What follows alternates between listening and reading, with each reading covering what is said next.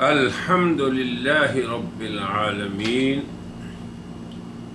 والصلاة والسلام على خاتم النبيين وعلى آله وصحبه أجمعين وبعد. أعوذ بالله من الشيطان الرجيم.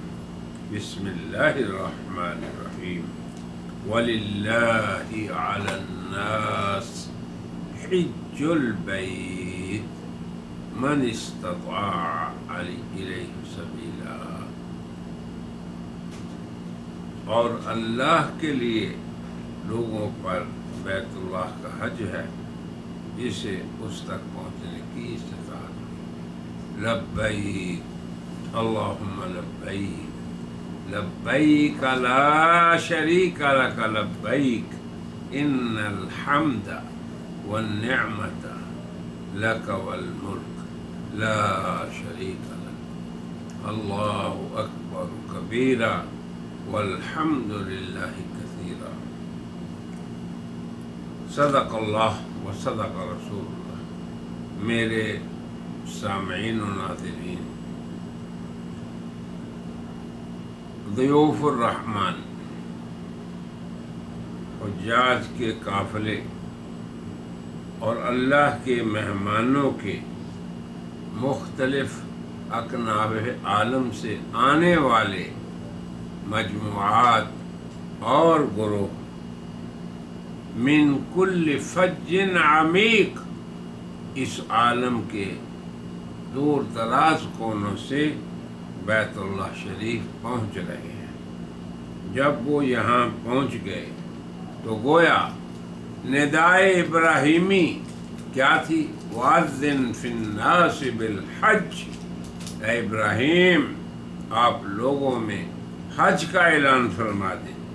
تو اس ندا کا اور اس ندا پر لبیک کہنے والوں کا سفر اللہ کے گھر آ کر مکمل ہوا، اور اب اللہ کا وہ پہلا گھر ان کے سامنے ہے جو ان کے دلوں کی دھڑکن ہے اور ان کی نمازوں کا قبلہ ہے، جس کی عظمت سے ان کے دل لبریز ہیں.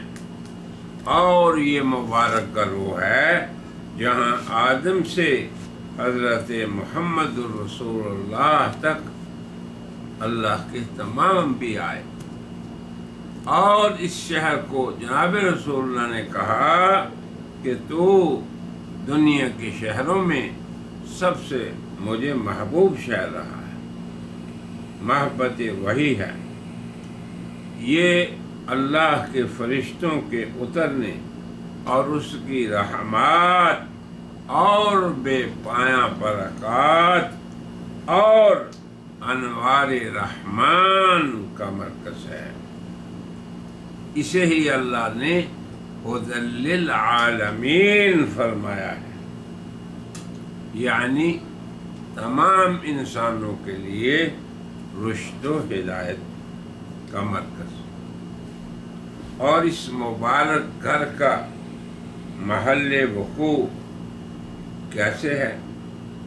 اس کا ہم نے پہلے بھی ذکر کیا تھا کہ یہیں سے دنیا پوری کو اللہ نے کھینچ کر بنایا. اب اگر اس کو دیکھیں تو اس کا موقع اور محل وقوع عین بیت المعمور کے نیچے ہے. بیت المعمور کے عین نیچے یہی وہ گھر ہے جسے اللہ نے قرآن میں فرمایا وَلْيَطَّوَّفُوا بِالْبَيْتِ الْعَتِيقِ کہ اللہ کے مہمان بیت عتیق کا طواف کریں. اور پھر یہ بھی دیکھیں اس جگہ پہ ہر ایک عاجز ہے، کوئی جبار نہیں. یہ ملک قہار کا گھر ہے. یہ وہ جگہ ہے جہاں دنیا کے جباروں کو اللہ نے توڑ دیا. اولین و آخرین کے عظیم لوگوں نے اس کا قصد کیا. اور یاد رکھیں اے مہمان کے مہمانوں، اس گھر کے سوا کسی اور کا گھر کا طواف نہیں، صرف اسی گھر کا طواف اللہ نے عبادت اور حج کے ارکان میں سے، بلکہ عمرے کا بھی ایک رکن ہے۔ جب آپ تشریف لاتے ہیں احرام باندھ کے، اور پچھلی مجلس میں ہم نے دروس احرام کو بیان کیا تھا، انہیں بھی یاد رکھیں، اور آج انشاءاللہ ہم دروس طواف کا ذکر کریں۔ اب آپ دیکھیں اس گھر کی تھوڑی سی تاریخ بھی ذہنوں میں رہے۔ یہ وہ گھر ہے جس کی عمارت کا آغاز اللہ نے فرشتوں سے کرایا، اس کے بعد اس کی تعمیر ابو البشر حضرت آدم سے ہوئی۔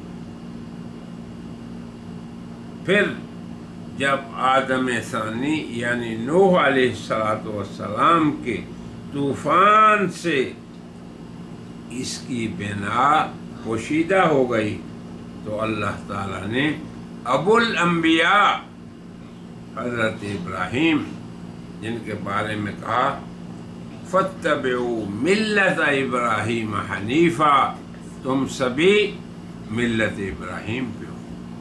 دین ہمارا اسلام ہے، اور ملت کیا ہے؟ ملت ابراہیمی ہے۔ وہ کیا ہے؟ حنیفن، جو سب کو چھوڑ کے صرف اللہ کے لیے ہو۔ اب آپ دیکھیں سب کچھ آپ چھوڑ دیتے ہیں اور چھوڑ آئے ہیں، یہاں جب پہنچے تو کیا ہے آپ کے پاس؟ ایمان کی پونجی، یقین کی دولت، دل کا سکون، دل کی توجہ، دل کا میلان۔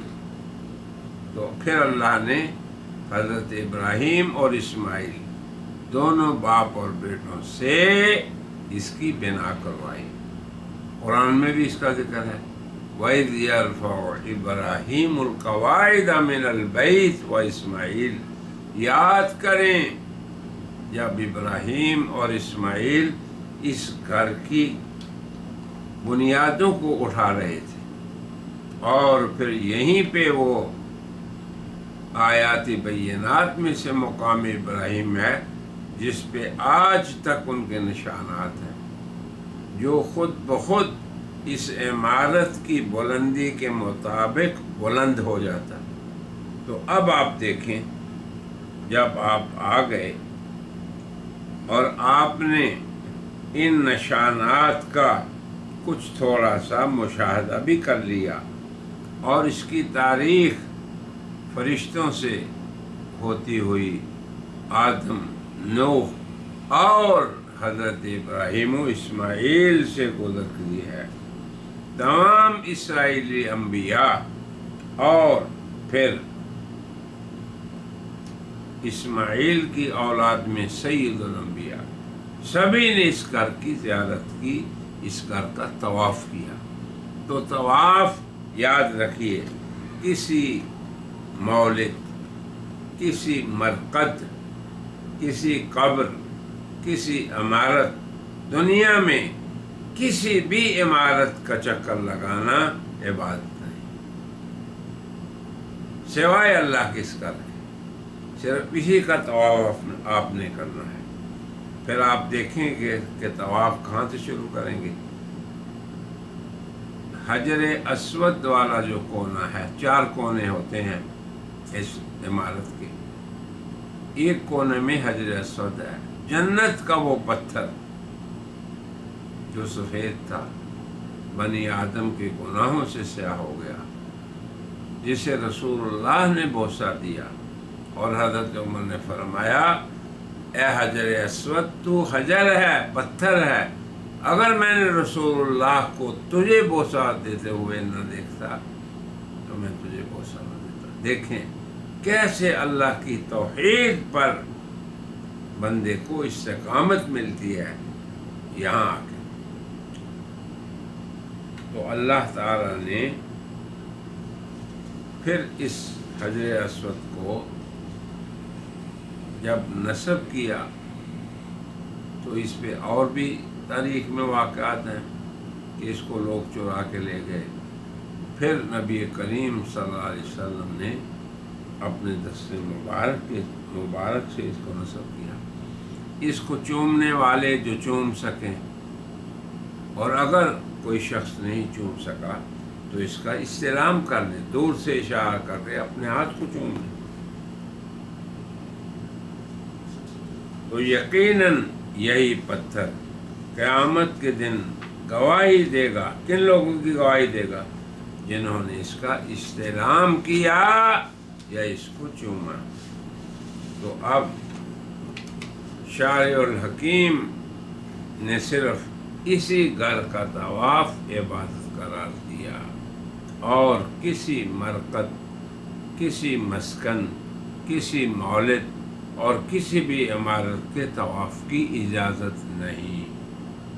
تو یہ وہ امور ہیں جن کو دل میں بٹھا کر اور اپنی نظر اور فکر کے سامنے حاضر کر کے آپ نے طواف کرنا ہے۔ حجر اسود سے شروع کر کے حجر اسود تک یہ ایک چکر ہے، پھر حجر اسود سے حجر اسود تک یہ دوسرا چکر ہے، پھر حجر اسود سے اس تک تیسرا چکر ہے، پھر اسی طرح چوتھا، پانچواں، چھٹا اور ساتواں، یہ ایک طواف ہو۔ یہ بات یاد رکھیں، بہت سے لوگ یہاں آتے ہیں اور اپنی مرضی سے جتنے چکر لگا سکتے ہیں لگاتے ہیں، اور وہ سمجھتے ہیں کہ ہم نے طواف کر دیا۔ بعض ایسے بھی بے سمجھ لوگ ہوتے ہیں جو ایک چکر لگا کے سمجھتے ہیں کہ ہمارا طواف ہو گیا۔ حجاج کرام یاد رکھیں کہ حجر اسود سے حجر اسود تک یہ ایک چکر ہے، اور اسی طرح آپ نے 3 چکر لگانے ہیں، یاد رکھیں۔ اور پہلے 3 چکروں میں رمل کرنا، یعنی جیسے پہلوان اکڑ کے چلتا ہے، اپنی قوت کا اظہار کرتا ہے، تو آپ نے بھی ایسے ہی کرنا ہے۔ تو اللہ تعالیٰ کا یہ گھر جو ہے، اس کے طواف کے وقت یہ ضرور یاد رکھنا ہے آپ نے کہ اب ہم اللہ تبارک و تعالیٰ کے سامنے پیش ہو گئے، اس لیے آپ نے لبیک کہنا چھوڑ دینا، کیونکہ آپ آ گئے نا، حاضر ہو گئے۔ تو اب طواف کے تمام چکروں میں یہ استحضار رہے کہ آپ اللہ کی جناب میں حاضر ہیں۔ اسی لیے جب نبی کریم صلی اللہ علیہ وسلم نے طواف فرما لیا تو بیت اللہ کا جو دروازہ ہے اس کے اور حجر اسود کے درمیان اس جگہ کو ملتزم کہتے ہیں، یعنی چمٹنے کی جگہ، اور اسی جگہ چمٹنا سنت ہے۔ نبی کریم صلی اللہ علیہ وسلم اپنے بدن مبارک سے اپنا کپڑا اٹھا کر ملتے تھے اس کے ساتھ ہونا، پھر فرماتے اس مقام پر تسکب العبرات، آنسو بہائے جاتے ہیں، اس مقام پر گناہ معاف ہوتے ہیں۔ تو آپ نے بھی طواف کرنے کے بعد پھر ملتزم پہ دعا مانگنی ہے۔ اللہ کرے کہ آپ کو اس دروازے اور پتھر کے اور حجر اسود کے درمیان جگہ مل جائے، نہ ملے تو جہاں آپ کھڑے ہوں بیت اللہ کے صحن میں، مسجد حرام کے صحن میں، وہیں سے آپ دعا کر لیں۔ اب اس گھر کے طواف کے بعد پھر آپ نے کیا کرنا ہے؟ سنت ہے کہ آپ زمزم پئیں، پھر طواف کے 2 رکعت پڑھیں، اس کے بعد پھر آپ کہاں جائیں گے؟ ان الصفا والمروۃ من شعائر اللہ، کہ صفا اور مروہ اللہ کی نشانیوں میں سے ہیں۔ یہاں پر بھی کچھ تأمل کی ضرورت ہے، کچھ ماضی کی طرف نگاہ دوڑانے کی ضرورت ہے، اور فکر و تأمل کرنا ہے کہ یہ وہ جگہ ہے جہاں اللہ کی موحدہ، مومنہ، مسلمہ اسماعیل کی ماں نے چکر لگائے تھے۔ اب آپ دیکھیں اللہ کی حکمت، اور اس عظیم عورت نے چکر لگائے، اور اللہ نے ہر مرد اور ہر عورت پر صفا اور مروہ کے درمیان دوڑنا، سعی کرنا، جلدی چلنا، اسے بھی حج کے عمرے کے ارکان میں داخل کر دیا۔ جب آپ آئیں گے تو عموماً ہمارے حاجی عمرے کا احرام باندھ کے آتے ہیں، یعنی حج تمتع کرتے ہیں، جس پہ ہم تفصیلاً بعد میں بات کریں گے۔ تو احرام آپ نے عمرے کا باندھا، احرام باندھ کے آپ اپنے گھر میں، ہوٹل میں، مسکن میں، جس بلڈنگ میں رہنا ہے چلے گئے، اور پھر میری نصیحت ہے اور مشورہ ہے مخلصانہ حجاج کرام کو کہ آپ خوب آرام کر کے، تازہ دم ہو کے، پوری نشاط کے ساتھ، پوری قوت کے ساتھ پھر بیت اللہ شریف اور مسجد حرام پر رخ کریں، پھر رمل کریں، قوت کا اظہار کریں، طاقت کا اظہار کریں۔ یہ بھی حضرات صحابہ کرام کو حضور نے فرمایا، چونکہ بعض مکے والوں نے کہا کہ یہ لوگ مدینے جا کے کمزور ہو گئے، تو اللہ تعالیٰ نے حکم دیا کہ تم قوت کا اظہار کرو، رمل یہی ہے۔ اور یہ پھر قیامت تک مسلمانوں کے لیے اللہ نے سنت قرار دی۔ اسی طرح صفا اور مروہ، صفا سے مروہ تک ایک چکر، پھر مروہ سے صفا تک ایک چکر، اور اس چکر کے دوران ان عظیم قربانیوں کا اظہار آپ نے ضرور کرنا ہے۔ کن کی قربانیاں؟ اس ہستی کی جس کی ملت پہ ہم ہیں۔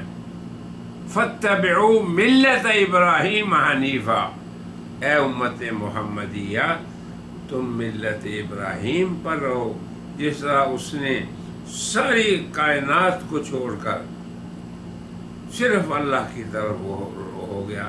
کہاں سے آئے تھے؟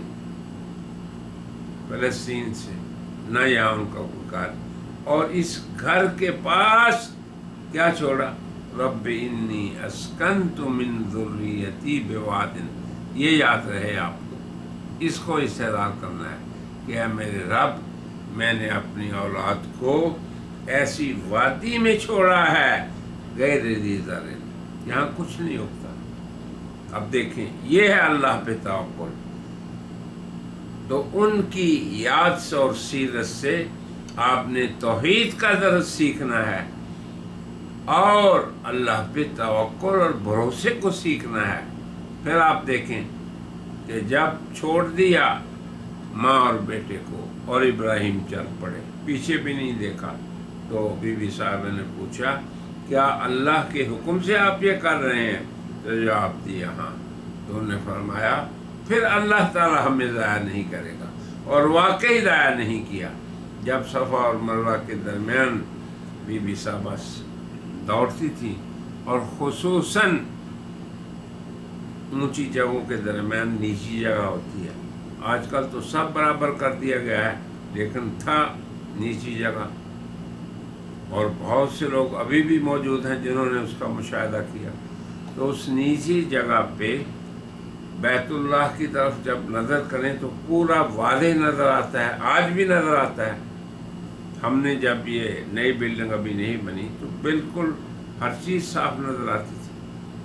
تو بی بی صاحبہ جب نیچی جگہ پہ چلتی تو اپنے بچے کو پھر دوڑ کے آگے جا کے پھر دوبارہ دیکھتی، تو آپ دیکھیں کہ یہ توکل ہے اس ہستی کا جس کی ملت پہ ہم ہیں، ابراہیم کا، اور ان کی بیوی حضرت ہاجر کا، اور ان کے بیٹے اسماعیل کا۔ پھر اس کے بعد کیا ہوا کہ اللہ نے اسی سعی کے دوران وَعَلَى اللَّهِ فَلْيَتَوَكَّلِ الْمُؤْمِنُونَ، جب مومنین اللہ پہ توکل کرتے ہیں تو اللہ تعالیٰ کیا فرماتے ہیں؟ وَمَن يَتَّقِ اللَّهَ وَمَن يَتَوَكَّلْ عَلَى اللَّهِ، جو اللہ پہ توکل کرتا ہے اور اس کا تقوی اختیار کرتا ہے، پھر اللہ وہاں سے روزی دیتے ہیں جہاں سے اسے گمان بھی نہیں۔ اب آپ دیکھیں، ایسی پتھریلی زمین، اس پہ ایک بچہ اپنے پاؤں کو رگڑتا ہے، تو اللہ وہاں سے ایک چشمہ نکال دیتے ہیں۔ یہ ہے اللہ پہ توکل اور اللہ کا تقوی اختیار کرنا۔ وَمَن يَتَوَكَّلْ عَلَى اللَّهِ، جب اللہ پہ توکل کرتا ہے آدمی، فَهُوَ حَسْبُهُ، تو اس کو کافی ہو جاتا ہے۔ اب آپ دیکھیں، زمزم کا نکلنا کافی تھا ان کے لیے روزی۔ حضور نے فرمایا ماء زمزم لما شرب لہ، کہ زمزم کا پانی ہر اس غرض کے لیے ہے جس کے لیے پیا جائے۔ اگر کوئی پیاسا پیتا ہے پانی پیاس بجھانے کے لیے تو یہ اس کے لیے ہے، اگر کوئی بھوکا کھانے کے لیے پیتا ہے تو یہ اس کے لیے ہے۔ اور اگر کوئی شخص، آپ آئے اپنے وطن سے، تو جو ہی آپ نے زمزم کو پینے کا ارادہ کیا طواف سے پہلے یا طواف کے بعد، جیسے ایک مصنون طریقہ ہے، تو پھر طواف پھر پانی سے پہلے کوئی نیت ہی کر لیں کہ اے اللہ مجھے ہدایت دے، اے اللہ میری اولاد کو استقامت دے۔ جس کی اولاد نہیں اللہ سے اولاد مانگے، جسے روزی کی ضرورت ہے اللہ سے وہ مانگے، جسے جو چاہیے وہ مانگے، اور زمزم وہ پانی اسی نیت سے پیے۔ اب آپ دیکھیں کہ حضرت حاجر سعی کر رہی، دغودو کر رہی ہیں، اور اتنی اللہ پہ توکل کرنے والی عورت ہیں کہ ابراہیم ان کو یہاں چھوڑ جاتے ہیں، اور جب یہ کہتے ہیں کہ اللہ کا یہ حکم ہے تو بالکل مطمئن ہو جاتی ہیں۔ پھر اللہ کیسے ان کی مدد کرتا ہے؟ پھر اللہ تعالیٰ اسماعیل کی ایڑیوں کی رگڑ سے اس سخت پتھریلی زمین میں اس چشمے کو جاری کر دیتے ہیں۔ مجھے اچھی طرح یاد ہے کہ تقریباً 20-25 سال پہلے کی بات ہے، جب زمزم کے کنویں کو بھی دوبارہ اس کی ترمیم کی گئی، بلکہ نیچے تک اس کو کھولا گیا، تو بڑی ہی تیز رفتار سے بیت اللہ شریف کی طرف سے، یعنی اس کا منبع بھی بیت اللہ شریف ہے، اس کی طرف سے بڑی تیزی سے پانی آ رہا تھا، اور ہمیشہ آتا رہتا ہے، اور یہ کبھی بھی بند نہ ہونے والا چشمہ ہے۔ اب آپ دیکھیں کہ کیسی تاریخ وابستہ ہے آپ کے اس گھر کے طواف کے ساتھ، اور پھر صفا اور مروہ کی سعی کے ساتھ۔ تو میری گزارش یہ ہے جو اللہ کی ان نشانیوں سے آپ عبرتیں حاصل کریں، اور اللہ کی ان نشانیوں کے اصل جو واقعات ان کے پیچھے ہیں ان کو بھی یاد رکھیں، ان کا استحضار رکھیں، اور اللہ سے وہی توکل مانگیں، وہی تقوی مانگیں جو ان حضرات کا تھا۔ اللہ تبارک و تعالیٰ سے دعا ہے کہ اللہ تعالیٰ اثناء طواف آپ کو ان تمام باتوں کو یاد رکھنے کی توفیق دے، اور ایسے ہی صفا اور مروہ کی سعی کے درمیان بھی ان باتوں کو یاد رکھنے کی توفیق دے، اور اللہ کی ان آیات سے آپ ایمان سے لبریز ہو کر جائیں یہاں سے۔ اللہ تبارک و تعالیٰ آپ کے لیے تمام مناسک حج کو آسان فرمائے۔ انشاءاللہ آئندہ مجالس میں کچھ اور دروس کو اور عبرتوں کو بیان کریں گے۔ اللہ تعالیٰ ہمیں بھی توفیق دے۔ وآخر دعوانا ان الحمد للہ رب العالمین۔